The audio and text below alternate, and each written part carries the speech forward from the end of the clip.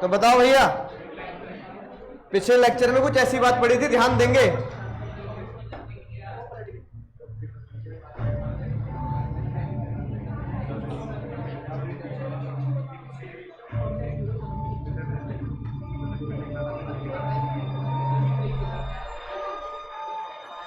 इधर ध्यान दे, इधर अरे बात करके।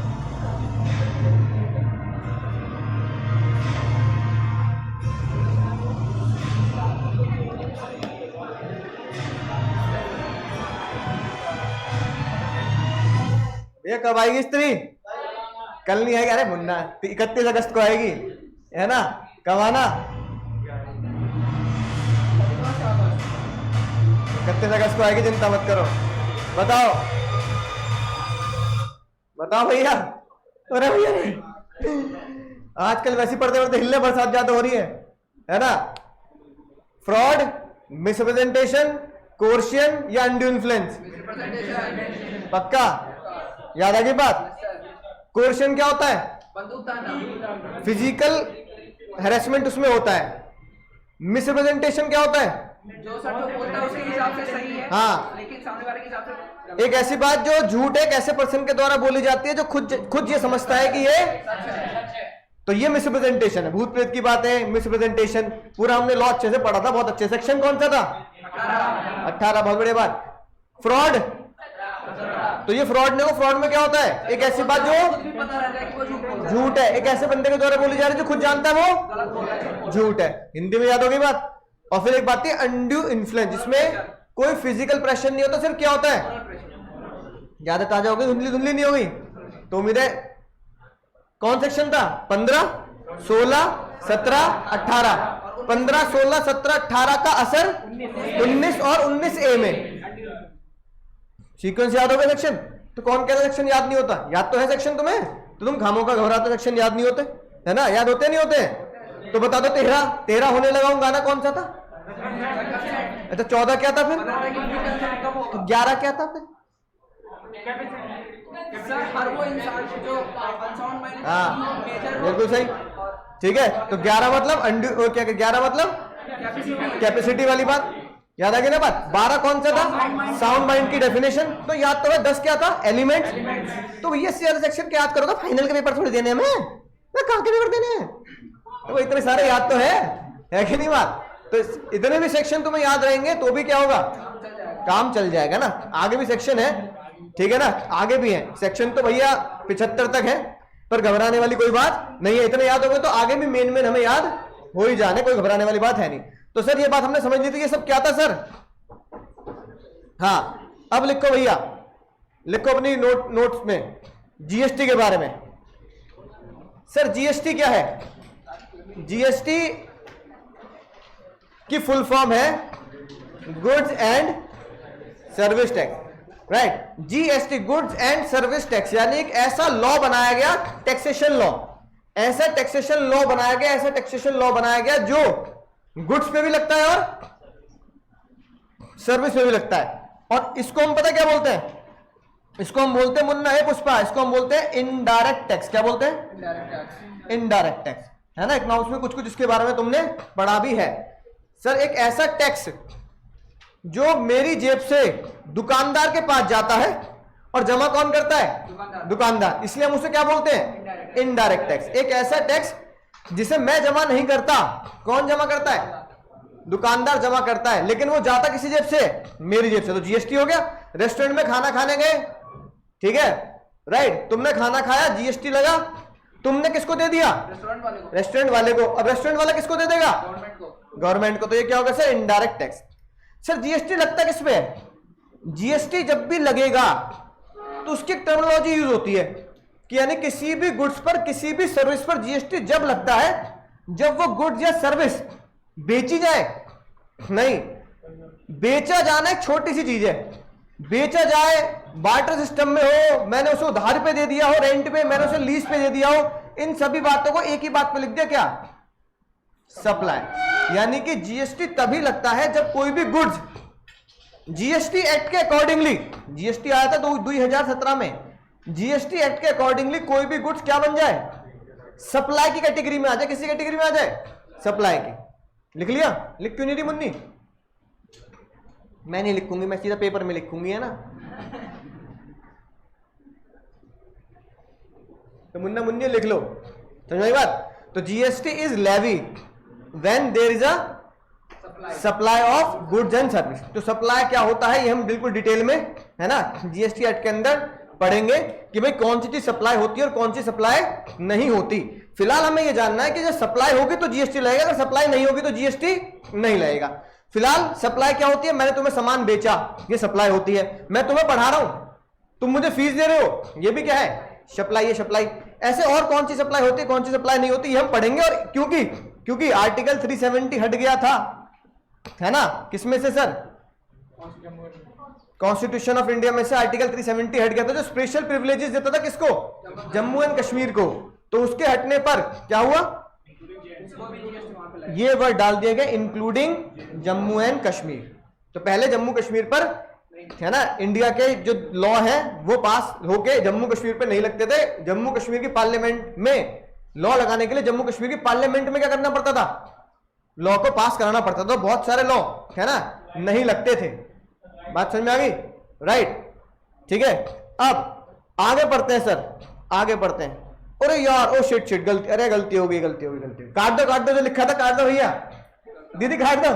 मुन्नी करे मैं लिखा नहीं जानबूझ के, काट दो भाई, गलती हो गई, है ना, गलती हो गई, गलती हो गई, गलती हो गई भैया। गलती क्यों होगी सर? मेरे दिमाग, अरे मैंने बहुत हसीन सपना देखा। हसीन सपनों में कोई हसीना नहीं देखी। हसीन सपना मैंने तुम सबके लिए देखा कि तुम सब क्लास में बैठे हो, इतने बच्चे, और मैं क्या पढ़ा रहा हूं? अरे भैया क्या पढ़ा रहा हूं मैं? अरे भैया मैं पढ़ा रहा हूं सीए इंटर। फिर तुम सबके चेहरे याद है। कभी कभी क्या होता है ना, टाइम टाइम करके इंसान चलाता है दिमाग के थ्रू। फिर मुझे याद आ रहा है सीए इंटर क्लास चल रही है, किसी क्लास चल रही है? ओहो, फाउंडेशन की क्लास है। सीए इंटर की तो तुम्हारी क्लास के बाद क्लास है। ये लिमुन्नी को पता नहीं लगा हुआ क्या इसके साथ, इतनी लेट आ रही है कि नहीं बात? राइट। तो भैया गलती होगी, गलती होगी। मैं हाथ जोड़ क्या चाहता हूं? क्षमा चाहता हूं। गलती होगी भैया काट दो, तुम्हारे लिए नहीं है, लॉ में नहीं है ना? काट देना भैया, ऐसे ऐसे काट देना, ऐसे ऐसे काट देना बस, है ना? क्योंकि ये सीए इंटर में पढ़ो, गलती हो गई। कुछ बच्चों के अंतर होता क्या करे, जो लिख चुका है कि सर गलती नहीं है, क्या है ये? सर ये फ्रॉड है, फ्रॉड। आपने हमारे साथ क्या किया? आपने धोखा किया हमारे साथ, पेन घिस दिया हमारा, है ना, एक पैराग्राफ का पेन घिस दिया हमारा, मेरे पेपर खराब करते साइड वाला, ठीक है? अच्छा तो होता है ये फ्रॉड है या नहीं है? नो सर, आपकी इंटेंशन नहीं थी। फ्रॉड है या नहीं है? फ्रॉड होता तो पूरी क्लास क्या कर देता? हाँ, पूरी क्लास ही पढ़ा देता। क्या ये मिसरिप्रेजेंटेशन है या नहीं है? बताओ, मिसरिप्रेजेंटेशन है या नहीं है? जज साहब ने कहा मिसरिप्रेजेंटेशन भी नहीं है। सर उन्होंने एक नई कैटेगरी इजाद करी, नई कैटेगरी क्या बोला, है ना? क्या बोला? गाना गा दिया क्या? यही उम्र है कल्ले, आज गाना यही गाना है, मैं ये उम्र कल गलती से मिस्टेक, और फिर यही, ये पिक्चर याद आ गई। सॉरी सर, गलती से मिस्टेक हो गई। सॉरी बाल को, गलती से क्या हो गई सर? मिस्टेक हो गई। पिक्चर सबने देखी है ये तो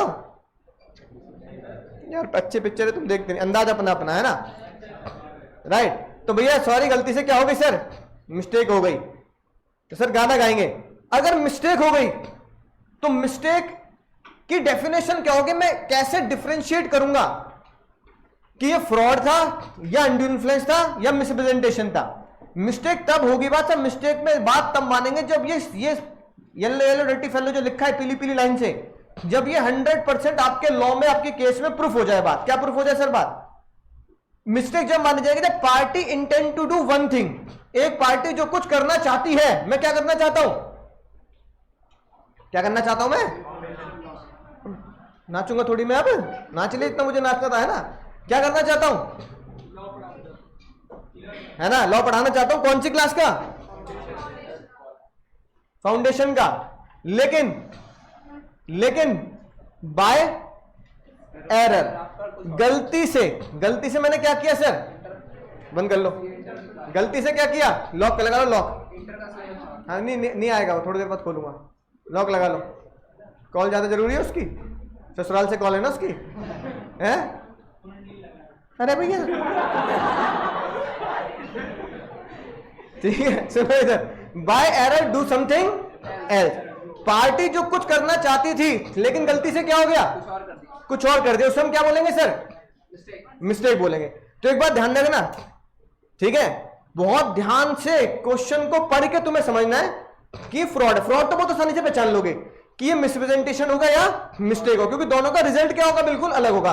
फ्रॉड और मिसप्रेजेंटेशन में तो आसान है पहचानना, उसमें लिखा होगा साफ साफ इंटेंशन टू चीट, जानबूझकर, इंटेंशनली, है कि नहीं बात, राइट। लेकिन मिस्टेक कैसे पहचानेंगे, मिस्टेक पहचानेंगे कैसे, पार्टी कुछ करना चाहती थी लेकिन गलती से उसने क्या कर दिया, कुछ और कर दिया, तो बाय एरर।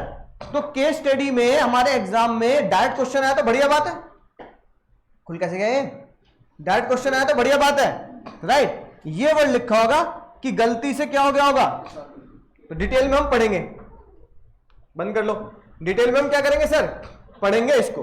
अब सर मिस्टेक अगर पढ़ेंगे तो जो केस में पढ़ाऊंगा वो केस सफिशिएंट है आपको एग्जाम में पहचानने के लिए। तो मिस्टेक का मीनिंग किस सेक्शन में दिया है, तो सेक्शन सीक्वेंस में हो गए, नहीं हो गए, कैसे हो गए, 15, 16, 17, 18, 19 में सर, 20 में क्या है, 20 में क्या है, मिस्टेक है कि नहीं बात, राइट। तो देखो सर, मिस्टेक की अगर बात करें मुन्ना, मिस्टेक की अगर बात करें तो मिस्टेक कुछ इस तरीके से होती है। मिस्टेक कैसे होगी सर, दिख रहा है साफ साफ, हाँ सर। मिस्टेक पहले हम देखते हैं सर, मिस्टेक क्या होगी सर, मिस्टेक क्या होगा सर, दो मिस्टेक को दो कैटेगरी में बांटा गया। अगर आप गलती करेंगे, अगर मुन्ना मुन्नी अगर आप गलती करेंगे तो या तो आप करोगे मिस्टेक ऑफ फैक्ट, किसी गलती करोगे, फैक्ट मतलब जो मुद्दे की बातें होंगी जो कहां पे नहीं लिखी होती, लॉ में लिखी होती, जो वकील लेते हैं कोर्ट में, याद आ गई ना बात, मिस्टेक ऑफ फैक्ट। और गलती दूसरी किसकी होगी, मिस्टेक ऑफ लॉ, यानी कि तुम एक ऐसी बात की गलती कर रहे हो, एक ऐसी बात का एरर क्रिएट कर रहे हो जो बात किसमें लिखी है, जो बात लॉ में लिखी है कि नहीं बात, राइट। तो पहले आता है भैया मिस्टेक ऑफ फैक्ट पर, क्योंकि मिस्टेक ऑफ फैक्ट समझने वाला, मिस्टेक ऑफ लॉ बहुत आसान है, मिस्टेक ऑफ फैक्ट समझ के तो मिस्टेक ऑफ लॉ ऑटोमेटिकली क्या हो जाएगा सर, है ना।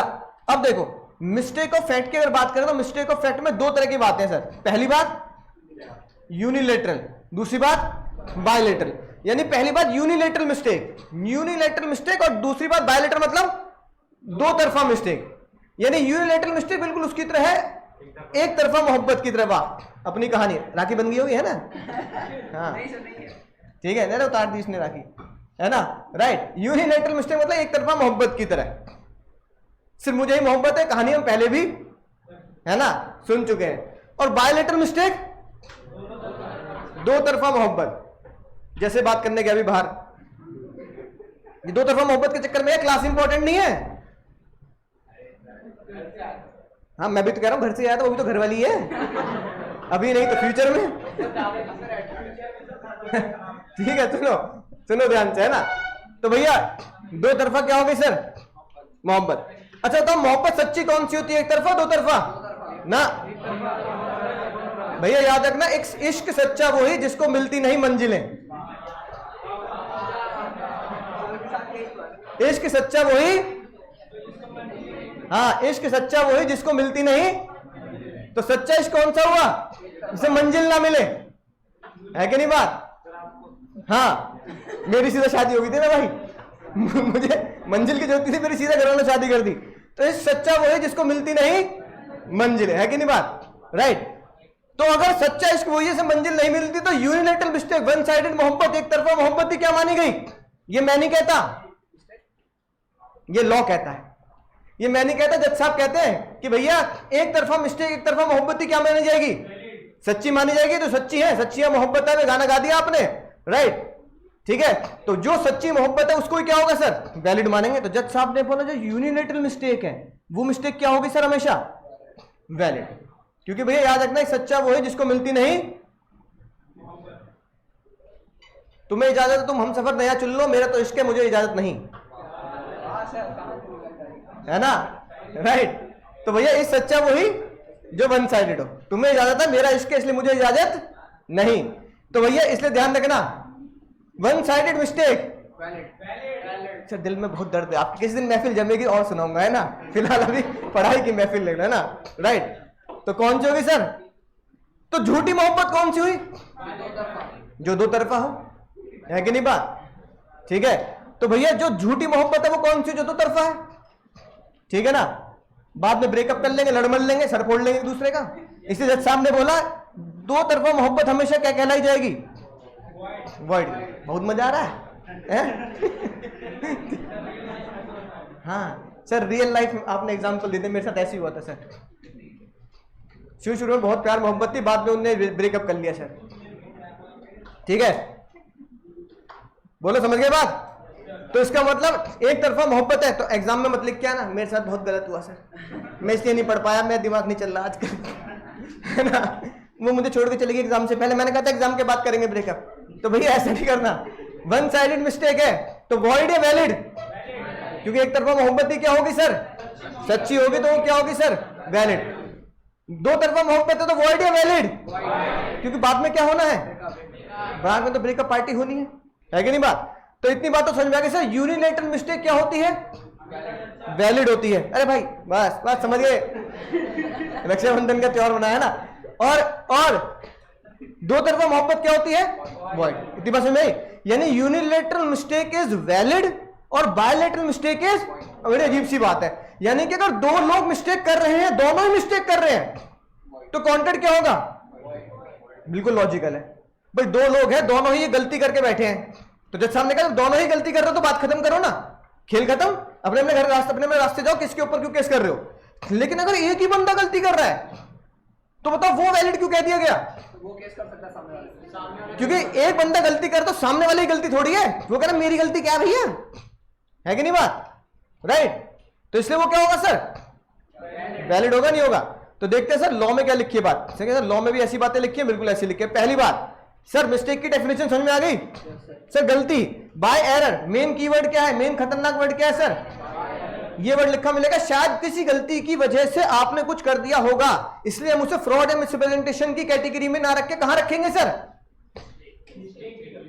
तो जो मैंने तुम्हें अभी दिखाया था यही तुम्हारे एग्जाम में यहां भी क्या है सर? है ना, बना हुआ है, नोट्स में बना हुआ, टेंशन वाली कोई बात नहीं है सर। अब पहली बात करते हैं बायलेटरल मिस्टेक। बायलेटरल मिस्टेक भी किसमें दी गई है सर? सेक्शन 20, है ना, राइट। तो 20 से बायलेटरल और 20 से ही 20, है ना, 20 से बायलेटरल, 20 से 20, तो 20वां सेक्शन याद हो जाएगा सर, 20 से बायलेटरल, 20 से 20, यानी दो तरफा मोहब्बत है तो क्या होगा सर? हाँ सर। सिर्फ बायलेटरल मिस्टेक कैसी हो सकती है? बायलेटरल मिस्टेक कुछ ऐसे हो सकती है, मान लो भैया एक है आपके मजनू भाई, मजनू भाई को तो जानते ना, है ना, राइट, झकास वाले है ना, ये है ना, और दूसरे हैं आपके उदय भाई, अच्छा है, बहुत अच्छा है, कंट्रोल कंट्रोल उदय कंट्रोल, है ना। मजनू भाई ने बहुत बहुत बड़े पेंटिंग बनाई, क्योंकि मजनू भाई को क्या बनाने का शौक है सर? पेंटिंग बनाने का शौक है सर। मजनू भाई ने पेंटिंग बनाई और किससे सौदा कर लिया? या मजनू भाई ने पेंटिंग कहीं से लाए और कह दिया भैया ये पेंटिंग जो है ये पिकासो की पेंटिंग है, छोटी मोटी नहीं है। उदय भाई भी क्या मान रहे हैं कि ये पेंटिंग इसकी है, पिकासो की पेंटिंग है, और उदय भाई ने 50 करोड़ रुपए दे दिए, 50 करोड़, ठीक है। मजनू भाई भी क्या मान के बैठे हैं? उदय भाई भी क्या मान के बैठे हैं? बाद में जब पता लगा कि जब पेंटिंग को चेक कराया गया, है ना, कि चेक करा लेते हैं, तो ये पिकासो की नहीं निकली सर ये, हाँ, तो भैया ये पेंटिंग, हाँ, ये पेंटिंग तुम्हारे जैसे खतरनाक पेंटर की निकली, ठीक है ना। ये पेंटिंग निकली बाबू पेंटर की, जो हमारे घर के आसपास पेंटिंग बना के नीचे लिख देता है बाबू दीवारों पे, है ना, शहरों की दीवारों पे जो पेंट है। तो भैया अब ये बताओ, बाबू पेंटर की पेंटिंग को 10-50 करोड़ बेच दो क्या? किसकी गलती है बताओ? बताओ गलती किसकी? बेचने वाला भी क्या सोचता है सर? खरीदने वाला भी क्या सोच रहा है सर? तो जज साहब ने क्या बोला? दो तरफा मोहब्बत। क्या बोला सर? दो तरफा मोहब्बत है, दो तरफा मोहब्बत है, तो इसलिए मोहब्बत क्या कहलाई जाएगी? वो मोहब्बत सच्ची नहीं होती, इसलिए क्या होगी सर? जज साहब ने कहा ये कॉन्ट्रैक्ट क्या है? वॉइड है। पेंटिंग और पैसे का लेन देन प्रिंसिपल ऑफ रेस्टिट्यूशन के हिसाब से क्या कर लेना? वापस ले लेना भाई, किसी कोई गलती इसमें नहीं है।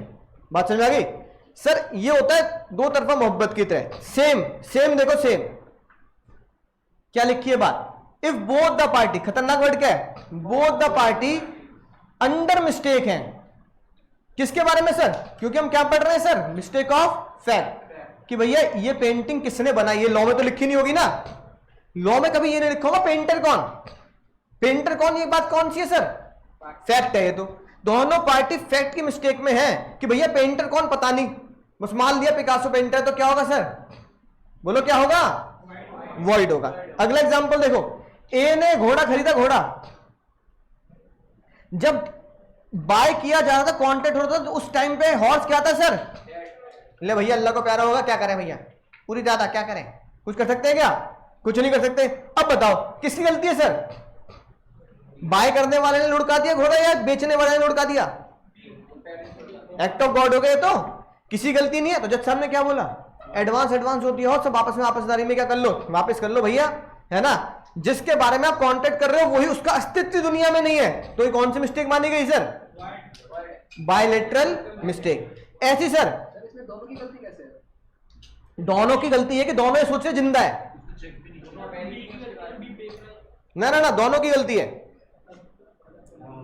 दो नाइदर पार्टी वाज अवेयर, ये लिखी ना बात, किसी पार्टी को पता नहीं है कि घोड़ जिंदा है या मर गया है, तो खाली बी की गलती नहीं है, ए की भी गलती है ना, कि जागो ग्राहक जागो, लगता है भैया जागो ग्राहक जागो, जीवन भर साथ चलेगा, है कि नहीं बात। ऐसे देखो क्या है सर, ए ने कहा बी को कि मैं क्या बेचूंगा सर, इंग्लैंड से बॉम्बे जाएगा कुछ सामान, है ना, राइट। सबसे खतरनाक बात है, ये जरूर लिखा मिलेगा क्वेश्चन में, before the day of bargain, यानी कॉन्ट्रैक्ट से पहले क्या हो गया सर, बोलो जल्दी, कास्ट में मतलब डूब गया, नहीं भटक गया, मतलब भटक गया, जिसके आने की संभावना क्या हो गई सर, खत्म हो गई, और गुड क्या हो गया सर।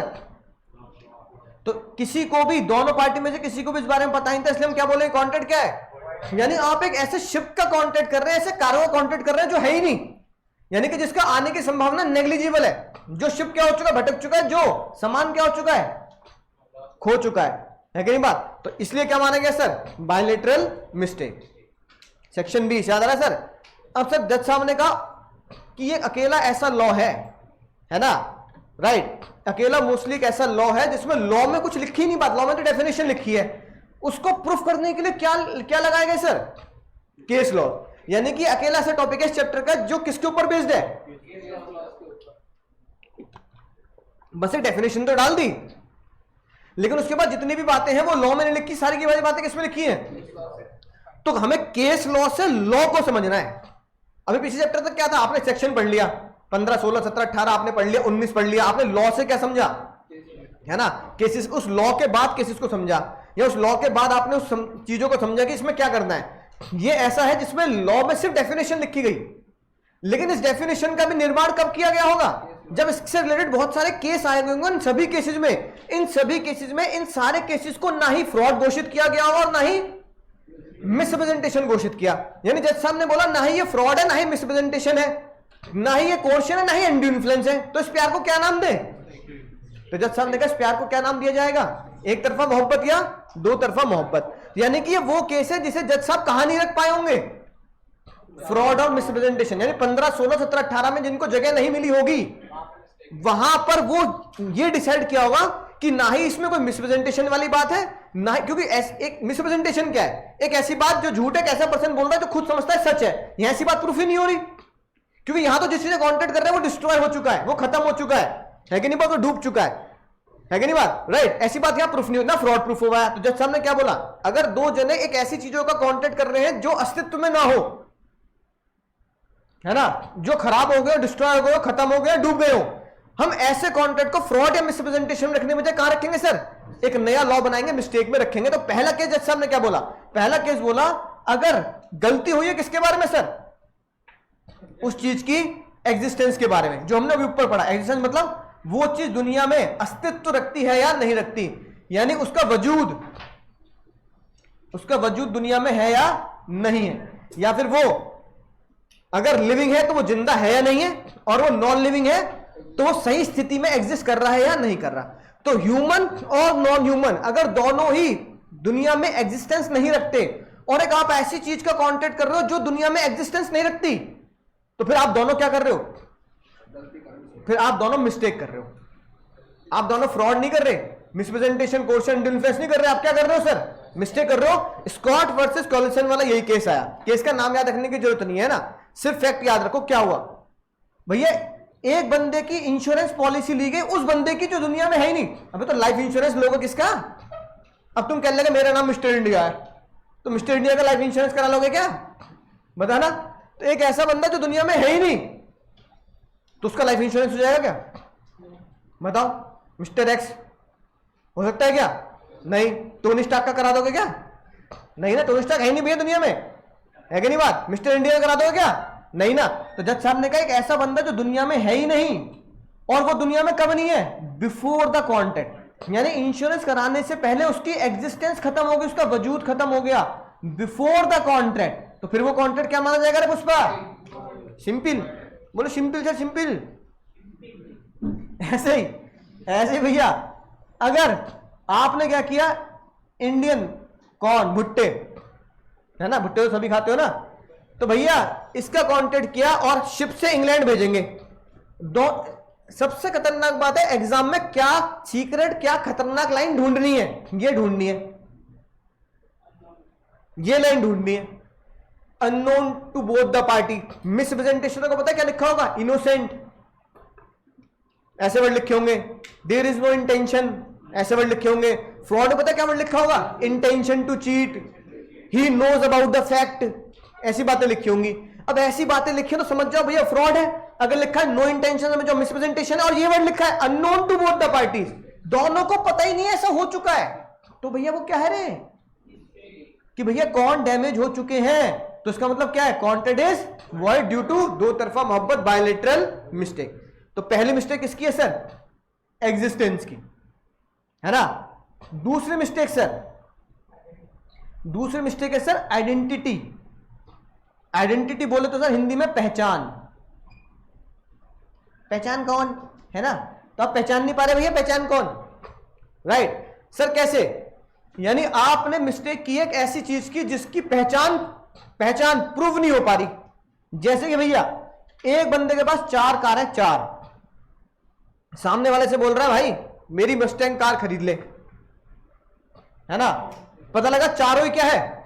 चारों ही मस्टैंग है उसके पास, ठीक है। बी ने सोचा कि भैया कौन सी कार है?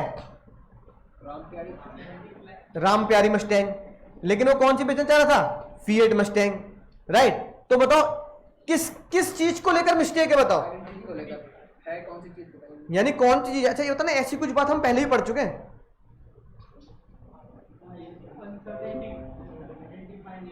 बताओ कहां पढ़ चुके हैं ऐसी बातें? सर कौन सा तेल बेचेंगे? अनसर्टेनिटी के साथ साथ इस चैप्टर में क्या पढ़ा है सर?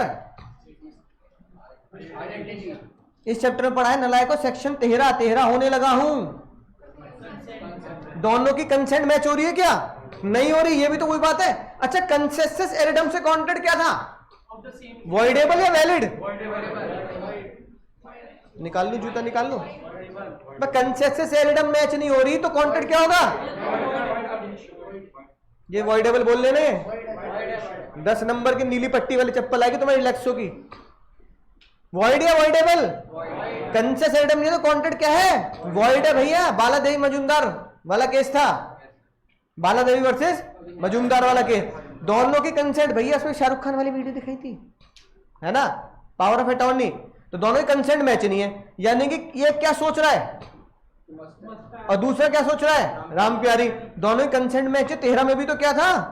अब जज साहब ने उसके बाद का एंगल बदल दिया और क्या बोल दिया सेक्शन 20 पे इसको वॉइड कि 20 के हिसाब से वॉइड है, क्योंकि दोनों किस चीज की गलती कर रहे हैं? कंसेंसस एरिडम भी नहीं है और साथ साथ गलती किस चीज की है? आइडेंटिटी की। बेचने वाला कुछ सोच रहा है बेचने के बारे में और खरीदने वाला कुछ और सोच रहा है, दोनों को आइडेंटिटी मैच नहीं हो रही। क्या मैच नहीं हो रही भैया? आइडेंटिटी मैच नहीं हो रही। एग्जाम में दोनों लिखना पड़ेगा? एग्जाम में दोनों लिखेंगे सर, पहचान, है ना।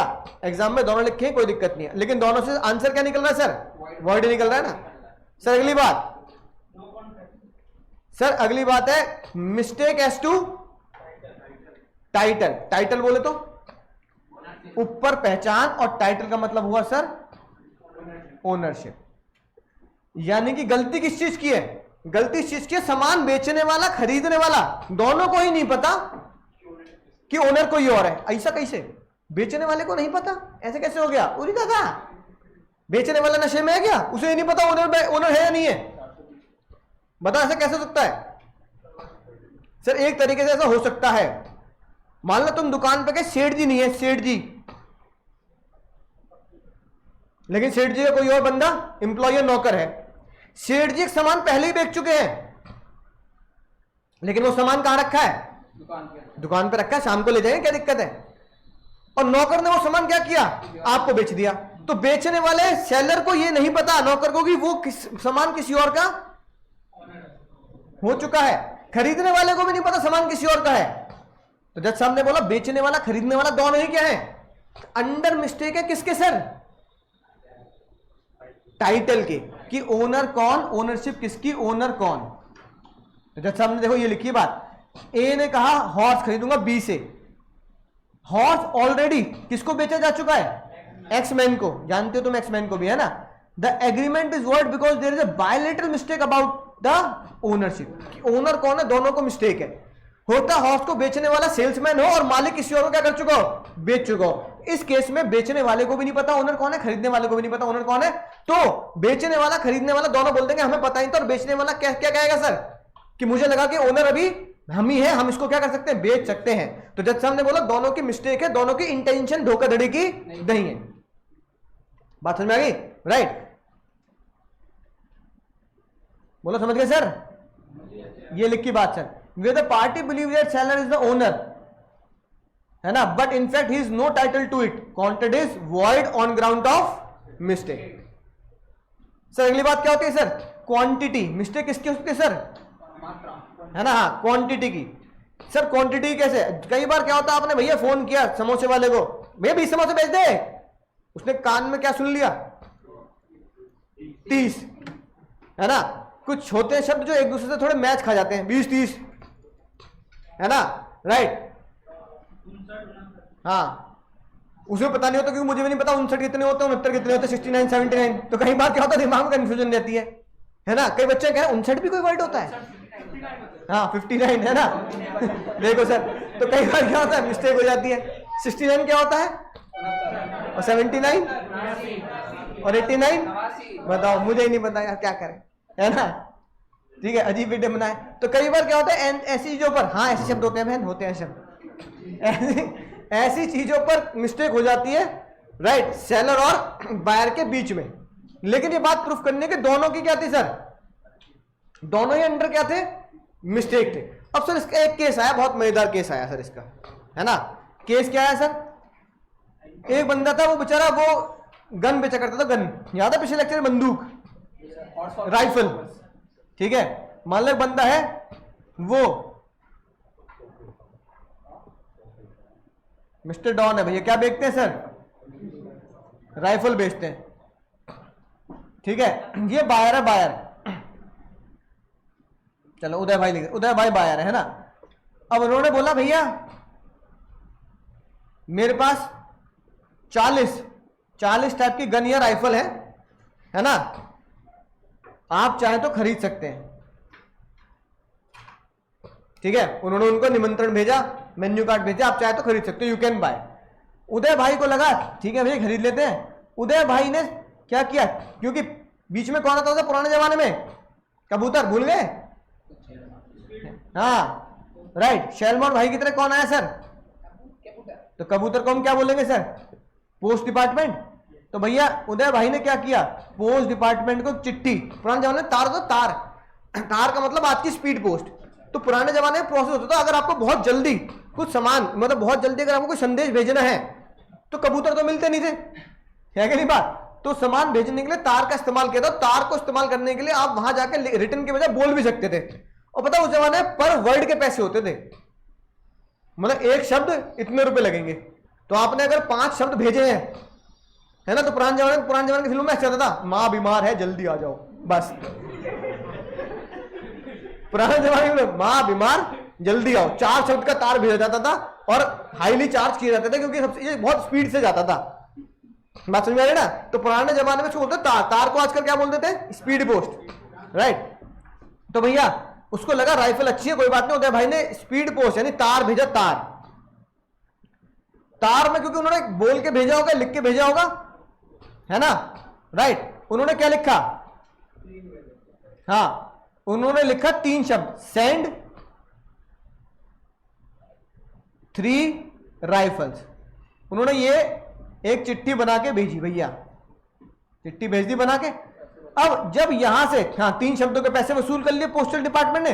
पोस्टल डिपार्टमेंट ने जब यहां पे चिट्ठी क्या करी सर, डिलीवरी ऑफ, है ना, तार किया गया, तो पता लगा तार में से लिखने वाले ने, भेजने वाले ने 3 शब्द गायब कर दिए और सिर्फ क्या लिख दिया, सेंड राइफल। अब डॉन जो है, जो जिसको राइफल, कौन बनेगा डॉन, कौन बनेगा जॉन, है ना, जॉन बनेगा डॉन। देखते हो ना मोटू पतलू देखते हैं, अरे मोटू पतलू माँ की बत्ती नहीं जल्दी जल्दी समोसे लेके आया, है ना। तो भैया बताओ जो डॉन है, जॉन है बेचारा, वो कितनी राइफल भेजेगा? अबे है ही 40 के पास है, ये पड़ोसी लेके भेज रहा है। अगर तुम्हारे पास 40 है, तुम कितनी भेजोगे? 40 भेजोगे ना, क्योंकि तुमने बोला I have 40 gun you can buy. सामने वाला क्या, सामने वाले ने आपको चिट्ठी भेजी, उस पर क्या लिखा मिला, पोस्टल डिपार्टमेंट क्या खा गया, 3। अब भैया इसने क्या किया, इनने कर लिया भैया पकड़ 40 राइफल्स। जब उसके पास 40 राइफल्स आ गई, है ना, राइट, तो उन्होंने कहा भाई 40 नहीं मांगी थी, कितनी मांगी थी, 3 मांगी थी। ये कह रहा क्या बात कर रहा है भैया, पागल है रहा, क्या बात कर रहे हैं, 3 का मांगी थी, मैंने चिट्ठी रखी है कितने की, सेंड राइफल्स, तो मैं क्या सोचूंगा। और अब दोनों कोर्ट तक पहुंच गए, वो कह रहा 40 के पैसे निकाल, वो कह रहा 40 के क्यों निकालू, 3 के दूंगा, बाकी वापस ले, है ना, 37 वापस ले, भाई 3 रखूंगा, 3 के पैसे दूंगा। बात कोर्ट तक पहुंच गई, दोनों लड़ रहे हैं। एक कह रहा 40, एक कह रहा 40 क्यों, 3 भेजा था, तो गलती किसकी, नहीं, जज साहब ने बोला भैया दोनों एक ऐसी मिस्टेक में है, किसकी, क्वांटिटी की, किसी मिस्टेक में है, एक ऐसी क्वांटिटी की मिस्टेक है जो दोनों ही अंदर मिस्टेक है। और एक तरीके देखा जाए तो इसमें इन दोनों लड़ रहे हैं, गलती किसी की नहीं है, ये लॉ के हिसाब से गलती दोनों की है कि उसने क्वांटिटी कितनी समझी, 40, उसने क्वांटिटी कितनी भेजी थी, 3, पर सिर्फ पोस्ट ऑफिस के गलत मैसेज पास करने की वजह से ये लड़ाई झगड़ा हुआ। तो जज साहब ने क्या बोला, बोलो पेंसिल, कॉन्ट्रैक्ट कैंसिल, वॉइड। उन्होंने इसको किस कैटेगरी में रखा, mistake as to quantity, mistake as to subject matter के अंदर कौन सी सर, क्वांटिटी। बोलो समझ के बात। तो सर कई बार क्वांटिटी की मिस्टेक हो जाती है, जिसमें दोनों ही पार्टी अपने अपनी क्वांटिटी सोच रहे होते हैं, पर एक्चुअली वो क्वांटिटी होती नहीं है। सर ये केस ऐतिहासिक आया, कौन था सर, ये रहा,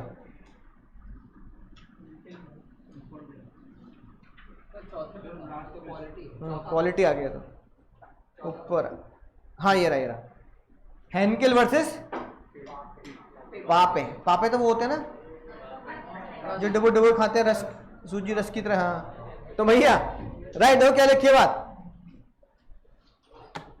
सर आज चाय के साथ पापे ही खाएंगे। सर 14 पॉइंट पढ़ लो जल्दी, राइफल वाला केस है सर, राइफल वाला मुन्ना ध्यान देंगे इधर। सेंड 3 राइफल्स, ये भेजा, उसने कहा कि भैया 50 है मेरे पास, हमने 40 लिख ली की बात है ना। किसने गड़बड़ कर दी सर, टेलीग्राफ अथॉरिटी ने, उन्होंने क्या भेजा, सेंड 3 की जगह क्या लिख दिया सर, एच ने कितनी लुढ़का दी, उन्होंने कहा ले भैया 50 के 50 ले। अब क्या हुआ sir, there was no contract with the party, क्यों, both the party under the mistake of quantity. और घबराने का नहीं, एग्जाम में आएगा, एग्जाम में आएगा तो इसी तरह केस बनेगा, घबराने का नहीं, समझ जाओगे तुम क्वांटिटी की बात। कैसे समझोगे, यहां क्या गलती क्या हुई, 3 की जगह क्या आ गया सर, द आ गया, आसानी समझ जाओगे, कोई दिक्कत वाली बात नहीं। बोलो समझ गए सर। अब भैया कई बार तुम घोड़ा खरीदने गए, हॉर्स को लेने पहुंचे, तो तुमने सोचा कि भैया हॉर्स खरीदूंगा जो कहां दौड़ेगा, लेकिन भैया तुम्हारी शादी में निकला कुछ ऐसा हॉर्स। अब तुम क्या सोच रहे हो, हॉर्स क्या होगा सर,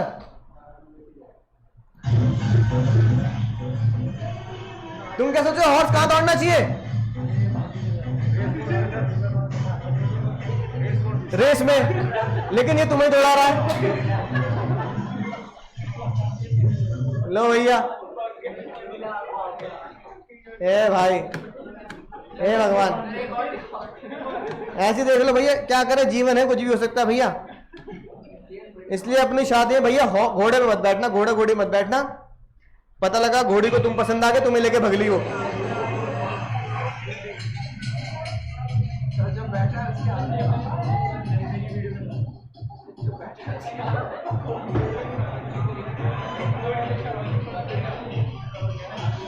सीधा मंडप ले जा रहा तुम्हें।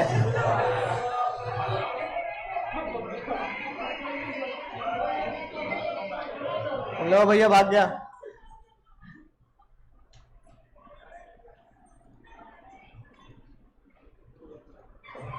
ये लो भैया, लो भैया लो।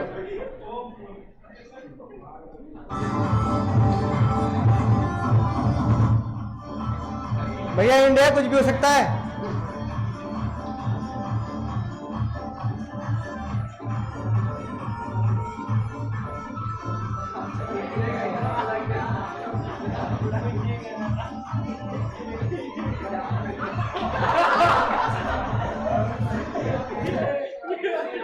आज एक बात समझ में आ गई, आज एक बात समझ में आ गई भैया। क्या समझ में आ गई? ना, शादी में घोड़ी पे नहीं चढ़ने का है। लड़के समझ चुके सारे हैं कि नहीं बात? बता नहीं, घोड़ी तुम्हें लेके भाग गई तू, ठीक है? तो नहीं, मैं भी नहीं चढ़ा था, मैं भी नहीं चढ़ा था भाई, मैं भी नहीं चढ़ा था। मुझे बहुत डर लगता है क्योंकि मैं वीडियो पहले देख चुका हूँ ऐसी। पता लगा शादी का मुहूर्त निकल गया, घोड़ी कह रही मैं दूल्हा मेरा है अब ये। तो अब ये बताओ कौन सी घोड़ी यहां काम आएगी? जो भैया जिसे भागने ना आता हो, जिसको ट्रेनिंग कैसी दी गई हो ना भागने की। भैया पहले खड़ी रहेगी, ना चलो भैया लेट लो, फिर 10 मिनट खड़ी रहेगी घोड़ी, फिर घोड़ी वाले चल चल चल, फिर आगे चलेगी, फिर खड़ी रहेगी, लेट लो भैया लेट लो नीचे। तो भैया उसको ट्रेनिंग ऐसी दी गई है कि हर 2 कदम के बाद क्या करते हैं? चुपचाप खींचने वाला खींचेगा, तुझे बस सोते रहना है, ये लेटते नाचते नागिन नाच करते रहेंगे, है ना, और लेट लेट के नाचते रहेंगे। अब तुम ये बताओ, अगर घोड़ी को ऐसे ट्रेन किया गया है कि उसको क्या करना है? भागने का नहीं है, क्या करना है? हाँ, बस खड़े रहने का है, क्योंकि उसको पैसे, क्योंकि घोड़ी वाले को पैसे किस बात के मिल रहे हैं? ऐसे इसीलिए तो मिल रहे हैं। और घोड़ी निकली रेस हॉर्स वाली, अरे मेरी रेस निकल जाएगी भैया, सैफ अली खान बैठा, मैं घोड़ी पे नहीं जॉकी पैसे लगाता हूँ, है नहीं बात? तो भैया अगर वो यहां से दूल्हे को लेके भाग गई तो गड़बड़ हो गई, नहीं होगी? अब ये बताओ, इस केस लॉ को जज साहब ने किस नजरों से पढ़ा होगा? नहीं, ये बात तो पक्की है, घोड़े वाला पिटेगा, ये तो मुझे पता है। तुम कह रहे हो सर वो कूट जाएगा बड़े तबीयत से, बड़े तरीके से।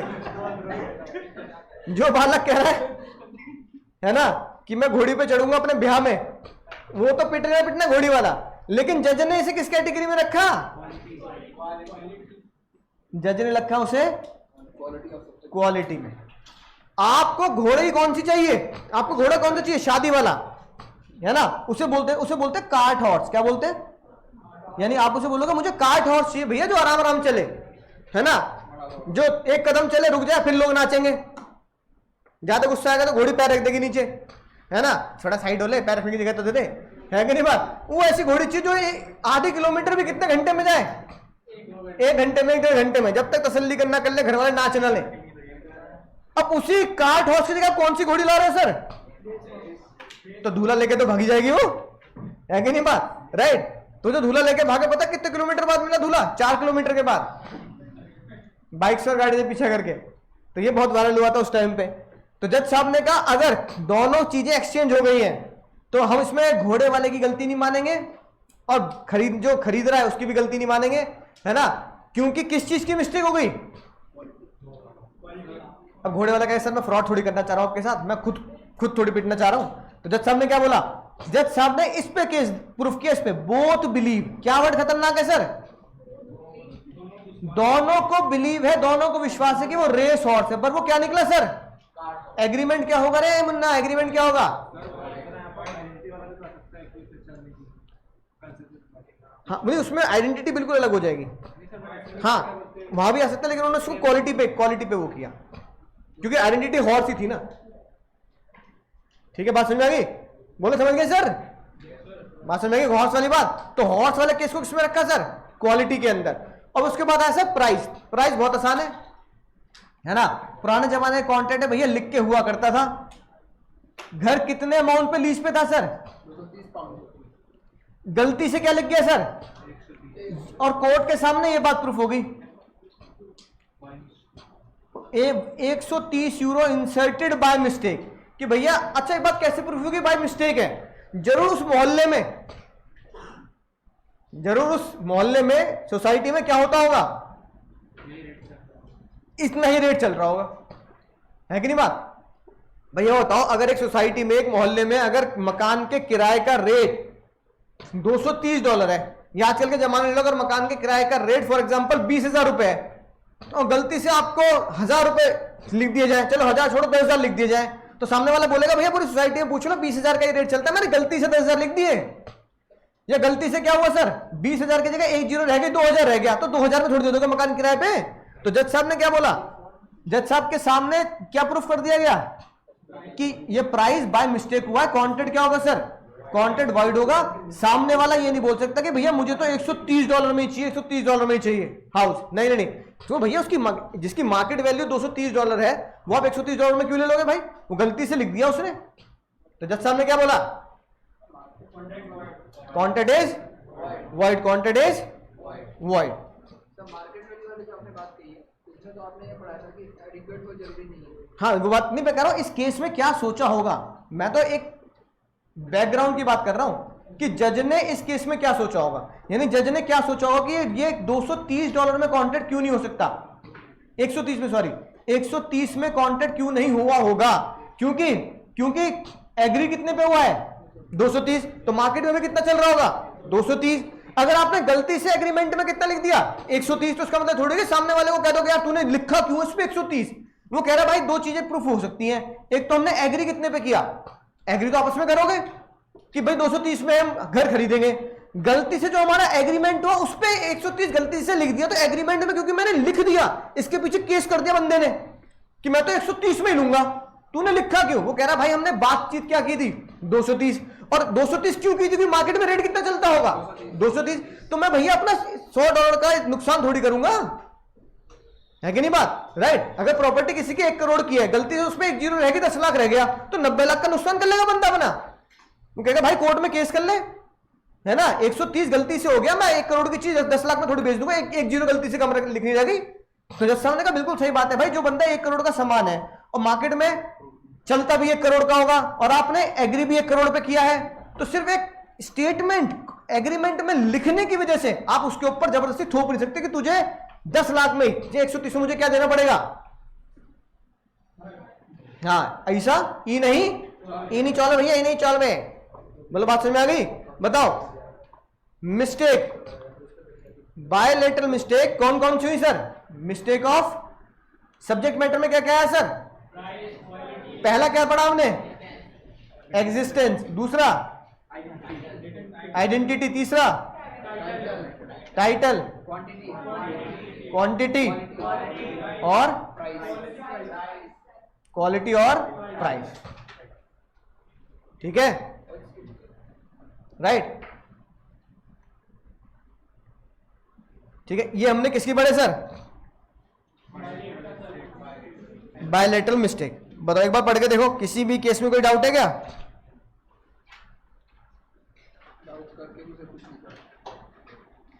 बोलो जल्दी।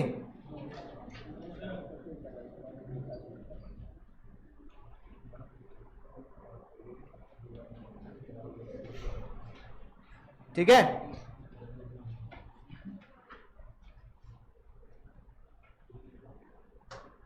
है ना, चाहो तो ऐसे याद करते हो TIP टिप,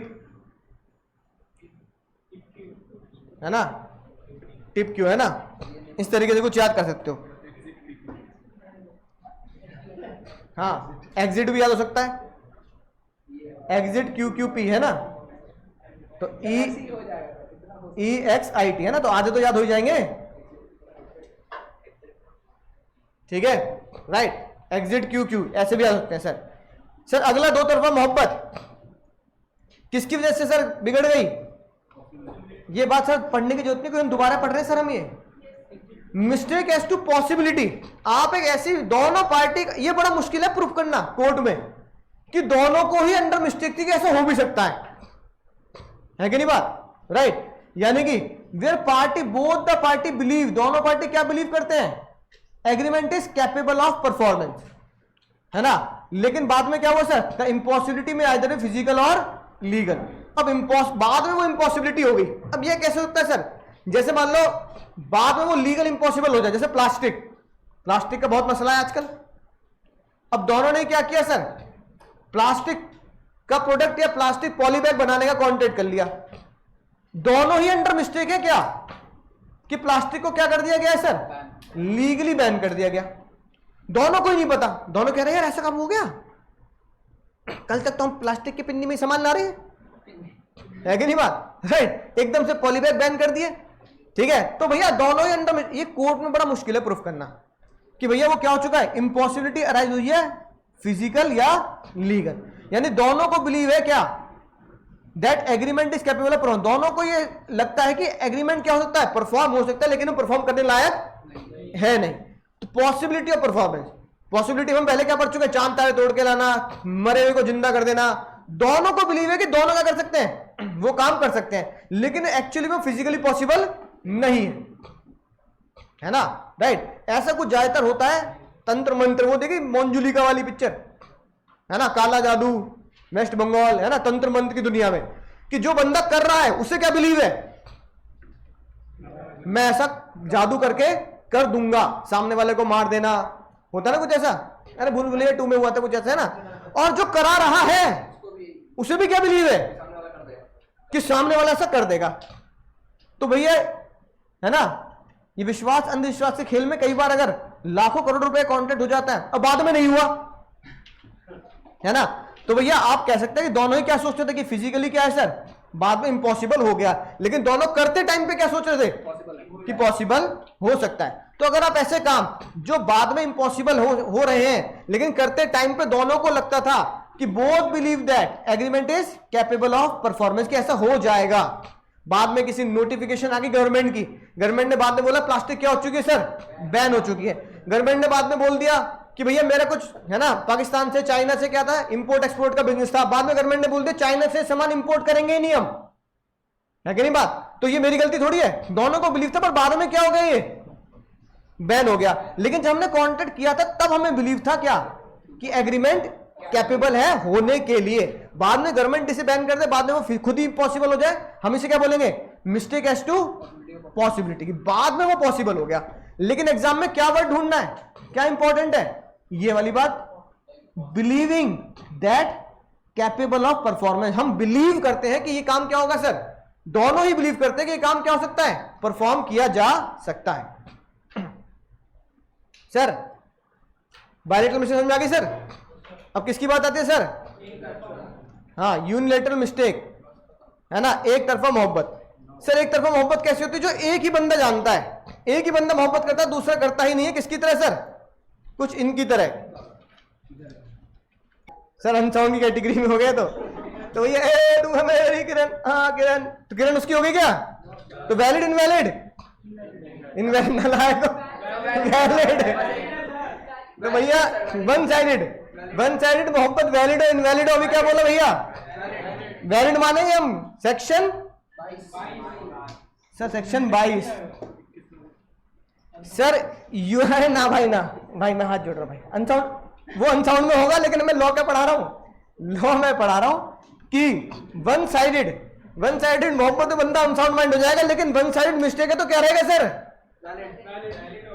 एक तरफा मोहब्बत किसकी तरह सर, यहीं से मैं सोते किरण, है कि नहीं बात, वहीं से वो हकलाने वाला, है ना, फेज शुरू हुआ था। तो भैया डर पिक्चर है, डर ही है ना,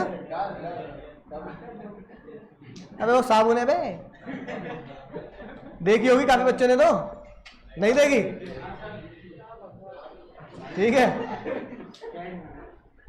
अब बताओ सर, देखिए तभी तो कह रहा बकवास है। अब बताओ सर, वन साइडेड लव की तरह अगर वन साइडेड मिस्टेक है, तू हाँ कर या ना कर, तू है मेरी, वैलिड इनवैलिड, क्योंकि भैया जो बोल रहा है तू हाँ कर ना कर, तू है मेरी, किरण थोड़ी कह रहे, उसे ऐसा लगता है कि है। अगर शाहरुख खान कह सकता तू हाँ कर ना कर, तू है मेरी किरण, सब क्या कह रहे हैं, वैलिड भाई वैलिड, हमने ले ले ले ले ले ले ले भाई, ले ले, सनी देओल से पंगा मत लियो बस, है कि नहीं बात, राइट, तू ले ले, बात समझ में आ गई बात। ऐसी देखो सर, ऐसी लॉ में क्या हुआ, एक बंदा पहुंचा सर, एक बंदा पहुंचा, ओट्स, ओट्स समझते हो, चावल टाइप समझ लो यार, है ना। एक बंदे ने सोचा कि भैया मैं जो चावल खरीद रहा हूं क्या है, पुराने हैं, पुराने चावल, है ना, हमारे उसमें कहावत भी चलती है, भैया पुराने चावल है वो, है ना, हमारे पिताजी दादा लोगों के लिए। लेकिन बाद में वो क्या निकले, नया चावल। लेकिन मांगा किसने सर, बायर ने। तो बायर खरीदते टाइम पे सोच रहा है कि पुराने ओट्स हैं, और वो निकले कितने, नए। तो किसकी गलती है सर, वाई को पैसे देने पड़ेंगे, दुकानदार चाहे तो पैसे वापस ना दे। दुकानदार कहेगा भैया तुम ले गए, मैं पैसे वापस क्यों, दुकानदार ने बोर्ड लगा रखा बिका हुआ माल वापस नहीं होगा, तुम क्या सोच के ले रहे हो, तुम्हारी गलती है। बात समझ में आई। ऐसी एक और केस है, इसमें है नहीं, ठीक है भैया। वाइन होती है ना, वाइन, जो पुराने चावल बढ़िया होते हैं, पुरानी वाइन भी क्या होती है, तो यूरोपियन कल्चर जो है ना, तो यूरोपियन कल्चर क्या है, वो क्या करते हैं सर, वो वाइन ही पीते हैं, है कि नहीं बात। तो उनके कल्चर है कि भैया कोई किसी का जाएगा तो क्या होगा सर, वाइन लेके जानी है, ठीक है। तो वाइन की खास बात ये भी होती है कि एक बार खुल गई तो फिर क्या करना पड़ता है सर, खत्म करनी पड़ती है, वो खराब हो जाती है, ठीक है ना। तो मेरी कजन सिस्टर है, वो यूरोप में रहती है, तो उसके साथ चक्कर यही है, वो कहते हैं भाई यहाँ बड़ा अजीब सा कल्चर है, हम तो मिठाई लेके जाते हैं, हम मटरी ले गए, नमक पारे ले गए, वहां भैया क्या ले जाने जरूरी है। अगर आप वाइन नहीं ले गए ना किसी के यहाँ, तो उनके वो रिस्पेक्ट में नहीं आता, मतलब आप इंसल्ट कर रहे हैं सामने वाले की, तो वो मतलब जरूरी है ना। सस्ती महंगी सब तरह के मिलते हैं, पर वो ले जाने जरूरी है। और मजेदार बात है, आपको पीनी पड़ेगी, पूरी खत्म करके जानी, मतलब आप अपने टेबल से जब उठोगे ना, डिनर टेबल से, तो क्या होनी चाहिए, अब भैया अब वहीं का कल्चर है, जो वाइन होनी चाहिए कितनी होनी चाहिए, पुरानी। अब आप एक दुकान पे गए, एक बंदा दुकान पे गया, शीशे की दुकान थी, उस पे ऐसे लिखा था 02 ईयर, क्या लिखा था, मतलब वाइन 2 साल पुरानी है, लेकिन शीशे में गड़बड़ की वजह से उसने इसको 02 की जगह क्या पढ़ लिया सर, 20 ईयर। अब उस पर रेट लिखे हैं मान लो 5,000 रुपए, तुम्हें लगेगा बहुत सस्ती है कि नहीं, तुम्हें लगा 20 साल पुरानी वाइन 5,000 रुपए की बहुत बड़ी बात है, मजा आ गया, और तुमने वो खरीद ली। फिर तुम घर जाके देखा कि वो 2 साल पुरानी, इसमें गलती किसकी, दुकानदार की है। तुमने दुकानदार से पूछा नहीं क्या, तुम्हें लगा यार इतनी पुरानी वाइन है, इतना पुराना चावल है, इतने पुराने ओट से क्या कर लो, खरीद लो, बस उसको खरीद लो कैसे भी करके। अब आपने जल्दबाजी में उसे खरीद लिया ना, दुकानदार से कुछ पूछा ना, खुद सीधा पेमेंट दी, लेके आ गए घर। दुकानदार कह रहा है भैया आपने मुझसे पूछा नहीं, मैंने आपसे बताया नहीं, है ना, जाओ ग्राहक जाओ जैसे कॉन्सेप्ट लगता है। अब आपने कहा भैया ये पैक कर दो, मैंने पेमेंट दे दी। अब दुकानदार चाहे तो कॉन्ट्रैक्ट वापस, मतलब फिर वो आपकी पेमेंट वापस नहीं देगा, कॉन्ट्रैक्ट कैंसिल नहीं करते, क्योंकि मिस्टेक कौन सी सर, तू हाँ कर ना कर, तू है मेरी, अब तू हाँ कर ना कर, तू है मेरी बोतल, तू है मेरे ओट्स, तो भैया ले जाने पड़ेंगे, तेरे हो गए वो, है कि नहीं बात। तो जज साहब ने कहा इस तरह के जो एग्रीमेंट होते हैं हम उन्हें बायलेटरल मिस्टेक नहीं, क्या बोलेंगे सर, यूनिलेटरल मिस्टेक। ऐसी भैया ऐसी केस आया पेंटिंग का, ठीक है, पता लगा एक पेंटिंग पता कितने की थी, और उस पे ऐसे लग रहा था। अब तुम्हें लगा कि ये डॉट नहीं है, क्या है, कॉमा है, कॉमा। तुम्हें लगा भैया कितने की हो गई है, 10 लाख की। तुमने वो कितने पैसे दे के आ गए, 10 लाख का चेक काटा, ये ले पकड़ पैक कर दे, है ना। मजनू भाई थे तुम भी, पेंटिंग का शौक रखते थे, है ना, चौराहे पे रोक के लोगों को पेंटिंग बनाते हो, है ना, मजनू भाई की तरह, ठीक है। अब तुमने वो पेंटिंग खरीदी, 10 लाख रुपए दे दिए, घर जाके देखा वो कितने की निकली, किसकी गलती है, खरीदने वाले की। Bilateral mistake, unilateral mistake. एक तरफा मोहब्बत, तू हाँ कर या ना कर, तू है मेरी, तो भैया तू हाँ कर ना कर, तू है मेरी करन, खेल खत्म, पैसा हजम। जज साहब ने क्या बोला, कॉन्ट्रैक्ट इज नॉट वैलिड, यानी कि नॉट वॉइड, कॉन्ट्रैक्ट वॉइड नहीं है भैया, कॉन्ट्रैक्ट वॉइड नहीं है।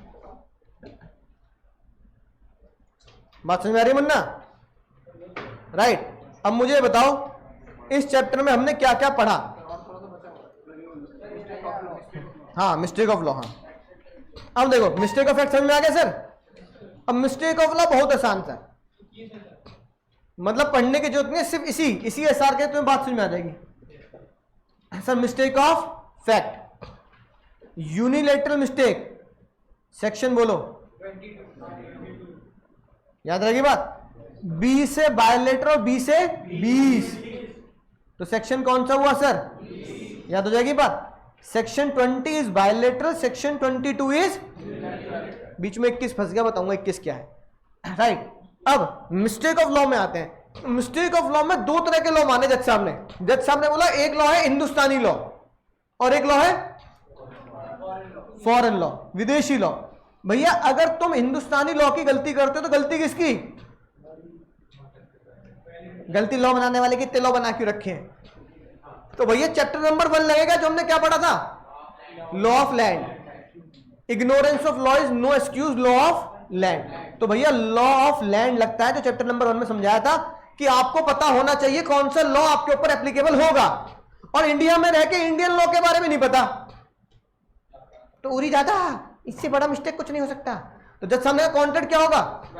उस कॉन्ट्रैक्ट के अंदर जो भी सजा, पेनल्टी, जो भी चीज होगी सब तुम्हारे ऊपर लगाई जाएगी। अब जैसे कि तुम्हें ये नहीं पता ट्रेन में जाते हुए टिकट लेना है कि नहीं बात? टिकट चेक कराया, टिकट दिखा, तू दिखा पहले, तू भी तो घूम रहा है इसी में कोट पहन के, तू दिखा पहले। अब तुम उससे लड़ रहे हो, है कि नहीं बात? टिकट तुमने लिया, फिर तुम बाद में उससे क्या कह रहे हो, मुझे किसी ने बताया नहीं कि ट्रेन में जाने के लिए क्या चाहिए सर। तो गलती किसकी है? गलती तुम्हारी है। और कौन सी गलती है सर? Mistake of fact. नहीं, लॉ में लिखा है भैया, रेलवे एक्ट पढ़, फिर लॉ में लिखा है टिकट खरीदनी जरूरी है क्या करने के लिए? ट्रेन में जाएंगे भैया, प्लेटफॉर्म टिकट भी जरूरी है मुन्ना। ट्रेन तो छोड़, प्लेटफॉर्म में जाने के लिए भी क्या चाहिए? प्लेटफॉर्म टिकट चाहिए, है कि नहीं बात? राइट। और तू ट्रेन की बात कर रहा है, यहाँ प्लेटफॉर्म की टिकट जरूरत पड़ती है, तू कह रहा है मुझे किसी ने बताया नहीं। तो गलती किसकी? गलती तुम्हारी है, वो भी ऐसी चीज की जो क्या है सर, जो पहले से ही लॉ में क्लियर शब्दों में डिफाइन है। और तुम कह रहे हो इग्नोरेंस ऑफ लॉ कर रहे हो, तुम कह रहे हो लॉ ऑफ लैंड नहीं पता मुझे। तो जज सामने कॉन्ट्रैक्ट क्या होगा सर? वैलिड किस बात पे होगा? तुमने वो काम किया जो तुम्हें जो काम नहीं किया जो तुम्हें करना चाहिए था। तो इसके तहत जो भी सजा, जो भी कॉन्ट्रैक्ट में एप्लीकेबिलिटी होती है वो तुम्हारे ऊपर क्या होगी सर? लगेगी। यानी कि you must know which law is applicable on you. Indian law की मिस्टेक क्या होगी? इसकी वजह से जो भी कॉन्ट्रैक्ट होगा वो सब वैलिड माना जाएगा कि आपने लॉ की मिस्टेक, इंडियन लॉ की मिस्टेक की है। उसके तहत जो भी चीजें होंगी वो आपको माननी पड़ेंगी। उस कॉन्ट्रैक्ट को तोड़ने के तहत जो भी पेनल्टी है वो सब आपको माननी पड़ेगी, पेनल्टी, जेल, जो भी है। फॉरेन लॉ, हम इंडियन लॉ ना पढ़ पा रहे भैया, समझ रहे हो? इंडियन लॉ नहीं पढ़ पा रहे। हमारे देश में 26,000 से ज्यादा एक्ट है, बताया था पहले भी, कितने जन्म लेने पड़ेंगे हमें। हम इंडियन लॉ नहीं पूरा पढ़ पा रहे, तुम फॉरेन लॉ पढ़ लोगे? कोई तुम्हें कहते पड़ोसी है हमारा चाइना, चाइना का लॉ पढ़ ले, तो तुम अब अपना लॉ ना पढ़ पा रहे, तुम चाइना का कानून पढ़ लोगे क्या? नहीं ना। तो कोई तुमसे एक्सपेक्ट करता है कि तुम चाइना का लॉ, बांग्लादेश का लॉ, पाकिस्तान का, श्रीलंका का लॉ, श्रीलंका की हालत नहीं खराब क्यों हो गई, तुम श्रीलंका का लॉ पढ़ लो, कोई कह रहा तुमसे? नहीं ना। तुम क्या बोल रहे हो? इंडियन तो पढ़ा ना जा रहा भैया, है ना, तुम चाइना का पढ़वा लो हमसे। तो जज साहब ने बोला बिल्कुल सही बात, मैं मानता हूं कि किसी के ऊपर आप फॉरेन लॉ को पढ़ाने का, पढ़ने का, समझने का ऑब्लिगेशन नहीं डाल सकते। इसलिए मैं मानूंगा mistake of foreign law is equal to mistake of fact. यानी फॉरेन लॉ की मिस्टेक किसके बराबर मानी जाएगी? फैक्ट के बराबर। यानी कि अगर फॉरेन लॉ की मिस्टेक यूनिलेटरल है तो एक तरफा मोहब्बत क्या होती है सर? और अगर फॉरेन लॉ की मिस्टेक बायलेटरल है, दो तरफा मोहब्बत क्या होगी सर? तो फिर आपको फॉरेन लॉ का डिसीजन लेना पड़ेगा मिस्टेक ऑफ फैक्ट के बराबर। यानी कि एग्जाम में फॉरेन लॉ के ऊपर क्वेश्चन बनना इंपॉसिबल सा ही रहता है, वो मिस्टेक ऑफ फैक्ट के क्वेश्चन ही बनते हैं। और फॉरेन लॉ के मिस्टेक में कोई ऐसे बहुत लंबे चौड़े केस लॉ भी नहीं है सर। 15, 16, 17, 18, 19, 20 पढ़ लिया, 22 पढ़ लिया, 21 कहां रह गया? 21 यहां रह गया sir. Mistake of law is 21। अब देखो लिखिए बात, इंडियन लॉ की मिस्टेक है तो भैया आप उसे वॉइडेबल या वॉइड करार नहीं दे सकते, क्योंकि everyone suppose to know the law of his country. और अगर फॉरेन लॉ की मिस्टेक है तो कॉन्ट्रैक्ट वॉइड होगा अगर दो तरफा मोहब्बत है ना, राइट। बिकॉज एक बंदे को आप ये नहीं कह सकते कि आप अपने लॉ के साथ साथ दूसरे देश का भी लॉ क्या कर, पढ़ाई कर। भैया क्यों पढ़ाई कर लूं मैं दूसरे देश का लॉ? मैं अपने देश का लॉ नहीं पढ़ पा रहा। समझ गए मुन्ना? बोलो समझ गए सर? मैं बोल रहा भैया, समझ गए ना सर? अब बता दो तुम, अब बता दो रे पुष्पा, क्या क्या पढ़ा हमने इस चैप्टर में? बहुत कुछ पढ़ लिया। अब मुझे भैया तुम धारा बताओ, धारा। सर सबसे पहले हमने पढ़ा सेक्शन 13, गाना गाते हुए 13 होने लगा हूं। आज से गाना है, यही उम्र है, कर ले गलती से मिस्टेक। ओ बेटा, कंसेंसस एड इडम, कॉन्ट्रैक्ट क्या होता है? कंसेंसस एड इडम नहीं हुआ तो फिर क्या पढ़ा हमने? 14 क्या कहता है? 5 चीजें ऐसी हैं जब नहीं होती तो कॉन्ट्रैक्ट, तब कॉन्ट्रैक्ट फ्लॉ इन लॉ होगा, यानी कॉन्ट्रैक्ट आप वैलिड नहीं कह सकते। तो इसी ने ही 5 चीजों को जन्म दिया। कौन कौन चीजों को सर? 15, 16, 17, 18। कोर्शियन, अंडू इन्फ्लुएंस, इन चारों से कॉन्ट्रैक्ट क्या होता है? तो 15, 17 और 18। सेक्शन 19 के हिसाब से कॉन्ट्रैक्ट क्या होता है? बोलो समझ गए सर, मजा आ गया सर। और 16 से क्या होता है? तो 16 की बात लिखी थी सर, 19A के हिसाब से होता तो वॉइडेबल ही है। बात समझ में आ गई? फिर क्या पढ़ा सर? फिर अगला सेक्शन ऐसे पढ़ा जिसमें वॉइडेबल की कहानी नहीं है। वॉइड और वैलिड की कहानी। हाँ, वॉइडेबल की कहानी नहीं है सर, या तो वॉइड होगा या वैलिड होगा। फिर हमने पढ़ा सर सेक्शन 20 के साथ क्या पढ़ लिया था सर? 22, और फिर 21 को अलग रखेंगे क्योंकि मिस्टेक ऑफ लॉ की बात थी। अब सर 20 में हमने क्या पढ़ा सर? दो तरफा मोहब्बत, बायलेटरल मिस्टेक। 22 में क्या पढ़ा सर? एक तरफा मोहब्बत, यूनिलेटरल मिस्टेक। है कि नहीं बात सर? बायलेटरल मिस्टेक में क्योंकि दो तरफा मोहब्बत है, दो तरफा मोहब्बत सच नहीं होती क्योंकि ब्रेकअप होना जरूरी है, इसलिए क्या होगा सर? वॉइड, है ना? इश्क सच्चा वो है जिसको मिलती नहीं, इसलिए वैलिड। याद आ गई बात? राइट। और 21 में क्या था sir? Mistake of Indian law और mistake of foreign law. Indian law की मिस्टेक बिल्कुल वैलिड होगी, आप उसे वॉइडेबल या वॉइड करार नहीं दे सकते। फॉरेन लॉ की मिस्टेक, ये सीधा कहां कूदा देते हैं हम सर? और मिस्टेक ऑफ फैक्ट में कौन चीज आती है? यूनिलेटरल बायलेटरल, यानी कि 20 और 22। 20 और 22 को अगर मैं नाम दूं तो मैं इसे क्या बोलूंगा सर? Mistake of fact. ठीक है सर। सर इसी के साथ हमने 17 में ही एक चीज पढ़ी थी। 17 में ही हमने एक चीज पढ़ी थी, कौन सी सर? इस साइलेंस अमाउंट्स टू फ्रॉड। वैसे तो नहीं है लेकिन 2 केसेस में है। हाँ, याद आ गई बात? तो 17 में जरूर याद रखना क्योंकि एग्जाम में क्वेश्चन साइलेंस में भी आ जाता है। क्या साइलेंस? खामोशी का मतलब हाँ होता है? हाँ हाँ, खामोशी का मतलब हाँ नहीं होता था पहले चैप्टर में, है कि नहीं बात? राइट। क्या खामोशी का मतलब फ्रॉड होता है? आमतौर पे नहीं होता है, 2 केसेस में होता है। 2 केसेस में होता है। याद आ गई ना बात? राइट। तो खामोशी का बहुत खास ध्यान रखेंगे, ठीक है ना? बिल्कुल कुछ इसी शेर की तरह, हम तो तुम्हारी खामोशी से गुफ्तगू कर लेते हैं, हम तो तुम्हारी खामोशी से गुफ्तगू कर लेते हैं, वो कोई और होंगे जिन्हें अल्फाजों की जरूरत होती है। बहुत डर, किसी दिन महफिल में बैठेंगे, फिलहाल क्लास करते हैं, ठीक है? तो सर खामोशी का खास ध्यान रखेंगे। सर फाउंडेशन का बढ़िया आया सर, इधर ध्यान दो। इधर ये पूरे का पूरा चैप्टर है। चैप्टर का, इस पूरे चैप्टर का नाम क्या है? तुम्हारी स्क्रीन पर है। इस पूरे चैप्टर का नाम क्या है? फ्री कंसेंट, यानी फ्री कंसेंट। हाँ, 15, 16, 17, 18 वॉइडेबल, 20, 22 वॉइड और वैलिड। ये पूरा चैप्टर आपका इस स्क्रीन पर है।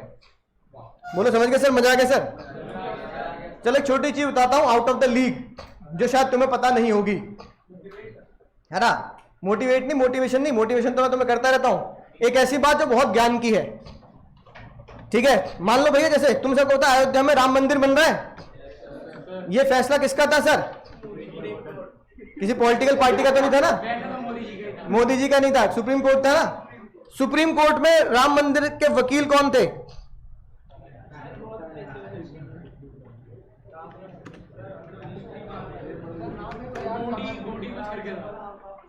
ये सर, ये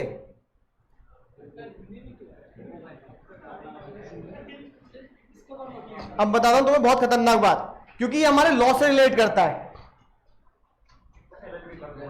92 साल में इन्होंने केस जीता, है ना। सुनना ध्यान से सर, केस पता क्या था? मैं लॉ से क्यों रिलेट कर रहा हूं, है ना, मैं लॉ से रिलेट कर रहा हूं क्योंकि लॉ में हमारे है ये बात। केस पता क्या था? केस राम मंदिर का नहीं है, केस राम लला का है। किसका है? लल्ला। लल्ला लल्ला लोरी दूध की कटोरी। लल्ला किसे बोलते हैं? छोटे बच्चे को। यानी कि केस ये है कि जहां पर अयोध्या में राम जी का जन्म हुआ तो राम जी क्या है? लल्ला है। लल्ला बोले तो इन्फेंट है, बच्चे माइनर है। अब बच्चा खुद का केस लड़ सकता है क्या? और बच्चा अगर खुद केस नहीं लड़ सकता तो राम लला का केस जिसने लड़ा, ये कैसे पॉसिबल हुआ? नहीं, केस तो मोदी जी थोड़ी ना, केस तो 50 साल से चल रहा है। तुम ये पूरा केस पढ़ोगे तो केस तो बहुत कई सालों चल रहा है। ये देखो 1950 लिखा है, लिखा, ये पढ़ना जरा, ये क्या लिखा है? ये लाइन पढ़ो। 1950 में केस दाखिल हुआ था, 1950 में। तो 1950 में मोदी जी थे क्या? तो मुद्दा मोदी जी का, कांग्रेस का, बीजेपी का है ही नहीं, मुद्दा लॉ का है भैया। तुम इसे पॉलिटिकल इशू मत बनाओ। ये इशू है कौन सा? ये लॉ का इशू है, पॉलिटिकल इशू ही नहीं है। जिन वकील ने केस लड़ा, सुनने ध्यान से, जिन वकील ने केस लड़ा उन्होंने बोला एज पर कॉन्ट्रैक्ट एक्ट या as per the minors related acts.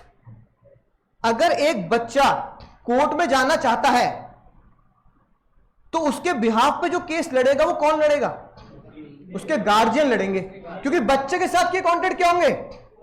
अगर एक बच्चे ने इन वकील साहब को, अगर एक बच्चे ने, है ना, भक्तिवर्धन सिंह जो भी है, शायद इनका नाम यही है ना, अगर इन वकील साहब के को केस लड़ने के लिए पैसे दिए तो बच्चे के पास तो पैसे है ही नहीं, क्या होगा सर? बच्चे के घर वाले देंगे। बात समझ में आ रही है? और बच्चा खुद केस लड़ नहीं सकता और वकील हायर कर नहीं सकता क्योंकि agreement with the minor is void ab initio. बात समझ में आई? पहली बात, अब बच्चे का केस लड़ना है, माइनर केस लड़ना है, क्योंकि राम लला का केस लड़ना है तो बच्चे केस लड़ा जाएगा। अब बच्चे केस लड़ा जाएगा तो agreement with the minor is void ab initio, but as per the contract act minor can be a beneficiary, minor can be a promisee. तो पहला पक्ष तो ये रखा गया, पहली बात, पहली दलील तो ये कहेगी कि मैं उसके फेवर में केस लड़ रहा हूं, उसके अगेंस्ट नहीं लड़ रहा। पहली बात, किसी से फेवर में लड़ रहा हूं? बच्चे के, तो minor can be a beneficiary और प्रोमिसी, पहली बात। दूसरी बात, सेकंड, जो दूसरे पक्ष का वकील है उसने ये बोला केस लड़ ही नहीं सकते क्योंकि वो बच्चा है ही नहीं, वो तो मूर्ति है। आपने बच्चे की मूर्ति बनाई और कहती है छोटे राम है, भगवान श्री राम बच्चे राम है, ये राम का बच्चे वाला रूप है, राम नाम लला है। तो भैया बच्चे के बाद जब बच्चा जिंदा ही नहीं है तो केस किसी मूर्ति कैसे लड़ लोगे? सबसे खतरनाक मोड़ ही आया। फिर वकील साहब ने सोचो इतने सालों में क्या प्रूफ किया, पता क्या प्रूफ किया? कि एज पर हिंदू माइथोलॉजी, वेद के हिसाब से अगर हम किसी मूर्ति की स्थापना करते हैं किसी जगह पर, उसे हिंदी में बोलते हैं प्राण प्रतिष्ठा, तो हम ये मानते हैं, हमारे वेद या गीता या जो भी है, हम ये मानते हैं कि जैसे उसमें प्राण प्रतिष्ठा हो जाती है तो एक एनर्जी उसके अंदर आ जाती है, तो हम उसको लिविंग मानते हैं। हम उस मूर्ति को मूर्ति नहीं मानते, क्या मानते हैं? लिविंग मानते हैं। वैष्णो देवी, हम उन्हें जिंदा मानते हैं कि वहां माता जी है, किस फॉर्म में है? एक पत्थर के फॉर्म में है। हम ये मान रहे हैं कि भैया भगवान राम किसके रूप में है? बच्चे के रूप में है, पर उनकी फॉर्म क्या है? उनके अंदर वो एनर्जी है, उनके अंदर वो डिवाइन एनर्जी है जिसे हम प्राण प्रतिष्ठा कहते हैं। अब ये बात वकील साहब ने प्रूफ कर दी कोर्ट में। तो दोनों ही बातें प्रूफ करने के बाद एक ऐसे बच्चे का केस लड़ा गया जो किस फॉर्म में? ह्यूमन फॉर्म में नहीं है। और फिर उन्होंने बात प्रूफ किया कि मैं गार्जियन हूं किसका? एक ऐसे बच्चे का जो मूर्ति के फॉर्म में है, और मैंने वेदों से प्रूफ किया कि उस मूर्ति के अंदर क्या है? एनर्जी है, और जिसकी वजह से हम ये मानते हैं कि वो एनर्जी क्या है? जीवित है। तो अगर हम अगर हम साईं बाबा को जीवित मानते हैं, वैष्णो देवी जीवित मानते हैं, हम कृष्ण भगवान को मथुरा जाते हैं वहां जीवित मानते हैं, राइट, हम जैसे अलग अलग भगवानों को जीवित मानते हैं, उनसे एनर्जी लेते हैं और उन्हें हम जीवन जिंदा व्यक्ति की तरह उन्हें हम भोग लगाते हैं, खाना देते हैं, तो रामलला भी जीवित है as per the mythology. Proof as per the contract act, a contract और case can be fight on the favour of minor not against the minor. तो मैं उनके फेवर में कर रहा हूं कि मैं उनको घर दिलाना चाहता हूं। मैं उनको क्या दिलाना चाहता हूं? घर दिलाना चाहता हूं। मंदिर फॉर्म में होगा मुझे इससे मतलब नहीं है, but I want the house for a child who is in the form of statue, living statue. तब ये केस लड़ा गया, तब कोर्ट में इसकी सुनवाई हुई कि हां ऐसा हो सकता है। वरना आप सोचो एक मूर्ति कैसे केस जीत सकती है? आपने सोचा बस मंदिर बन रहा है, बात पॉलिटिकल इश्यू है ही नहीं। बात क्या है? बात लीगल इश्यू की है। आप मुद्दे को पढ़ते हो, मजा लेते हो, है ना? ये आप में नहीं, सभी हिंदुस्तान के सभी लोगों के साथ यही है कि आपने मुद्दा पढ़ा, मजा ले लिया, आपस में बातचीत कर ली, अरे मंदिर बनना भैया मैं पैसे दूंगा 500 रुपए, है ना, अयोध्या के लिए। भाई तुम डोनेशन कर दो, मुद्दा ये नहीं है। तुमने मजे लिए, बातचीत कर ली, पॉलिटिकल इश्यू बना दे, मुद्दा ये नहीं है। मुद्दा ये है उसके पीछे की सच्चाई, उससे पीछे के फैक्ट जो आपकी नॉलेज से काम आएंगे, आपके दिमाग को खोलेंगे, वो जरूरी है। पॉलिटिक्स से ज्यादा जरूरी क्या है? ज्ञान जरूरी है भैया। ज्ञान तो लो। तुम्हें आज तक ज्ञान ही नहीं इस बात का कि अयोध्या में राम मंदिर बन रहा है, 2020-19 से फैसला आ गया, वो हुआ क्यों? एक ऐसे बंदे को मकान कैसे दे सकते हो आप जो जिंदा नहीं है? भाई रामलला मूर्ति तो है, तो केस कैसे लड़ लोगे आप? और वो माइनर है, आप रामलला बोल रहे हो माइनर। एक तो माइनर जिसके साथ कॉन्ट्रैक्ट करना क्या होता है? As per section 11 of Indian contract agreement with the minor is void ab initio. हाँ, उसके बाद ये बात लिखी है उसके फेवर में कॉन्ट्रैक्ट कर सकते हैं। Minor can be a beneficiary, minor can be a promisor, but minor can not be a promisor. ये बात लिखी है। लेकिन वो माइनर जीवित तो हो, वो माइनर जीवित कहां है? वो तो मूर्ति है। फिर आप मूर्ति के लिए कैसे बोल सकते हो मुझे मूर्ति के लिए घर चाहिए? कैसे बोल सकते हो आप? तो आपको पूरे केस को पढ़ना पड़ेगा, तो आपको समझ में आएगा पिछले 50 साल से 60 साल से जो केस चल रहा है वो किस पे चल रहा है? वो चल रहा है जो मैं तुम्हें पढ़ा चुका हूं। वो उन मुद्दों पे केस चल रहा है जो हम पढ़ चुके हैं। चैप्टर नंबर 3 में माइनर के, सेक्शन 11 में, सेक्शन 10 में, उस पे केस पढ़ चुके हैं। लेकिन मुद्दा क्या है कि जो केस हमने पढ़े सेक्शन 10 और 11 में, वो जीवित माइनर होता है। यहां माइनर क्या है?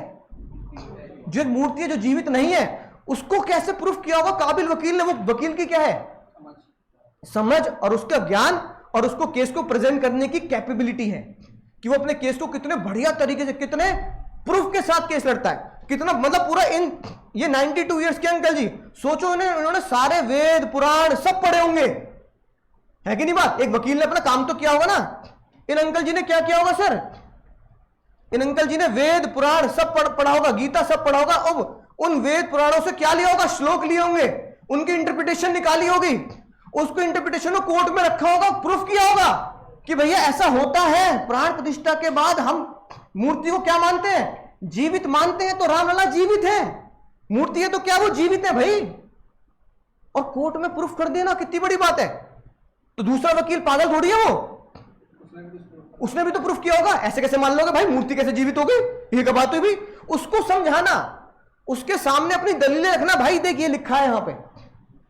वो केस लड़ने का एक जज्बा होना चाहिए। 92 इयर्स तक केस लड़ा उन्होंने, 60 साल पूरी जिंदगी इस केस पे लगा दी उन्होंने, इसी केस पर। 92 इयर्स के अंकल जी है, और 1950 में केस पहली बार फाइल होगा, तो पूरा जिंदगी 40 साल केस लड़ा उन्होंने ये। तो सोचो, है कि नहीं बात? पर केस लड़ना मुद्दा ये नहीं कि पॉलिटिकल इश्यू है ही नहीं, मुद्दा ये कि उन्होंने केस लड़ा क्यों, किस बेस पे लड़ा। बात समझ गए? तो केस दो मुद्दे पे लड़ा गया, माइनॉरिटी के लेवल पर और दूसरा वेद और पुराणों के लेवल पर, कि हम ये ऐसा होता है, प्राण प्रतिष्ठा के बाद ऐसा, मूर्ति स्थापना के बाद ऐसा होता है। तो ये लीगल केस है। तो कोई भी पॉलिटिकल इश्यू बनाने से पहले भैया थोड़ा ज्ञान ले लिया करो, और ज्ञान कानून का हो तो मजा ही नहीं आता। तो आपको कितना, मतलब मुझे जब मैंने पहली बार पढ़ा तो मुझे बहुत मजा आया पढ़ने में। मैंने कहा ये तो अजीब गजब बात है भाई, कि एक माइनर जो जिंदा नहीं है उसको आपने केस जिता दिया। क्या बनाकर? माइनर का गार्जियन बनकर, कि मैं इस माइनर के क्या हूं, पापा ताऊ चाचा के समान हूं। मैं उससे केस लड़ रहा हूं क्योंकि वो माइनर है।